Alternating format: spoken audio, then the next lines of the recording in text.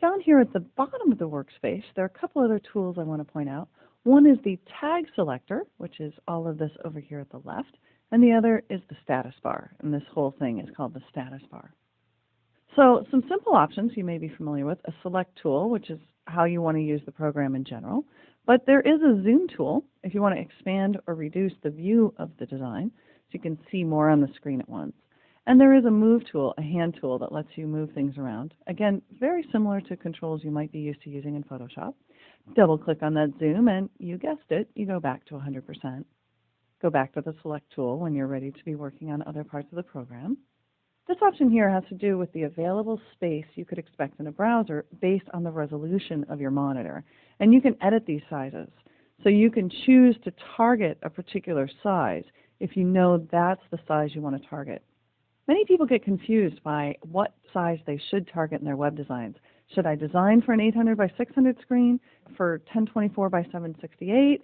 Does it not matter at all? Well, the simple answer is it really depends on your audience, but that gets a little complicated on the web. If you're not sure and you want to play it safe, some people still design for an 800 by 600 resolution monitor. That's based on the idea that many people are still using relatively small monitors and don't have very much real estate in the browser window. In that case, you probably don't want to design any wider than Dreamweaver recommends 760. I know a lot of people go to 778 or 780 in width, and you'll still fit pretty well within most browsers on an 800 by 600 resolution screen. These days, many people have graduated to the 1024 by 768 option, assuming that more and more people have gotten bigger screens.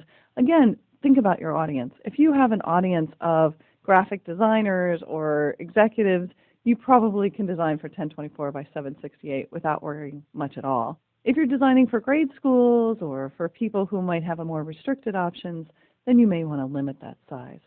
No matter what you choose, you can change that here in the Preferences dialog under the Status Bar category.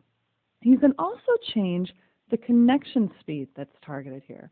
If you notice over here on the right, this is telling me that the weight of this page, all of the images and everything else on this page, add up to 53K, and that will take 8 seconds to download. Well, that 8-second estimated download time is based on whatever connection speed setting you have in Preferences.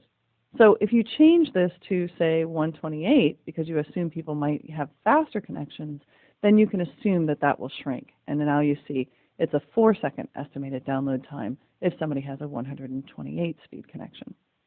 Over here on the left, you have the tag selector. This is incredibly helpful when you're trying to do things in the workspace and you want to select different elements. What you're basically seeing here are all of the tags that are around whatever is selected. So my cursor is in this Gallery 1 link in the navigation bar.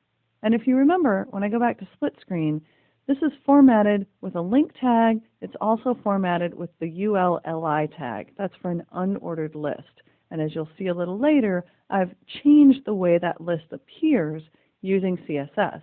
But the tag around that is actually an LI tag with a UL tag. And then that's contained within this div tag with an ID navbar.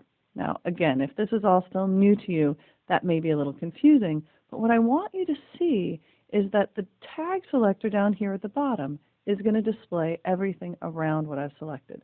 So when my cursor is in the word gallery, it's going to show me that there's an anchor tag surrounded by an LI tag, that's a list item tag, surrounded by the UL, the unordered list tag, surrounded by a div tag that says navbar, and that there are 2 other div tags around that, and then ultimately we get to the body tag. And the body tag should surround everything in the display area of your page.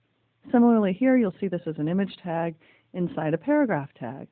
Why is this helpful? Well, if you're trying to select something, like for example here, we have a header tag, that H1 tag, that heading tag, isn't always selected when you just click and drag in the HTML code.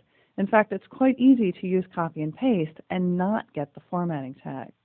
Similarly, you can see if you have redundant tags. So in this particular case, I have a strong tag, which makes this bold, inside an H1 tag, which also makes it bold. And that's another very handy thing in the tag selector. You can right-click on any tag and choose Remove Tag to get rid of it.